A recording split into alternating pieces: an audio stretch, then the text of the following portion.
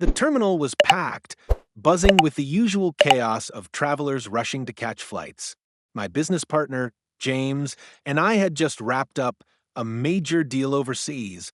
As a thank you for his tireless work, I'd upgraded him to a first-class seat for our return flight, while I was perfectly content sitting in business class. James deserved it. He had handled negotiations like a pro, securing a deal that would set our company up for years of success. We boarded the plane smoothly, or so I thought. Moments later, a piercing voice cut through the cabin. "Excuse me, there's been a mistake," screeched a woman in her late 40s, dressed in an expensive-looking cardigan, but with a scowl that could curdle milk. Passengers turned to look as she jabbed a manicured finger toward James's seat. "That's my seat. Get up." James calmly showed her his ticket, pointing to the clearly marked seat number. Instead of apologizing, her face twisted with rage.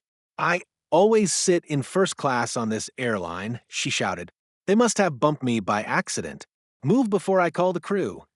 Her outburst was so loud that the flight attendant hurried over. The attendant checked both boarding passes and, as expected, confirmed that James was in the right seat and that the woman, whom I'll call Karen, was supposed to be in economy. Karen wasn't having it. "Do you know who I am?" she screeched, stomping her foot like a spoiled child. "This man should give me his seat. It's the polite thing to do." James simply smiled and said, "Ma'am, I'm afraid this seat isn't up for negotiation." The flight attendant firmly told her to return to her assigned seat or risk being escorted off the plane. That's when Karen made her biggest mistake. She shoved the attendant, yelling that she deserved better treatment. Gasps echoed through the cabin. Within seconds, the captain was called, and airport security boarded. Karen's entitled tantrum had crossed into assault territory, and the officers weren't amused. Karen was escorted off the flight, still screaming about rights and respect. The entire cabin broke into applause as the door closed behind her. James leaned back in his seat, smirking. First-class entertainment before takeoff, he joked. I couldn't help but laugh.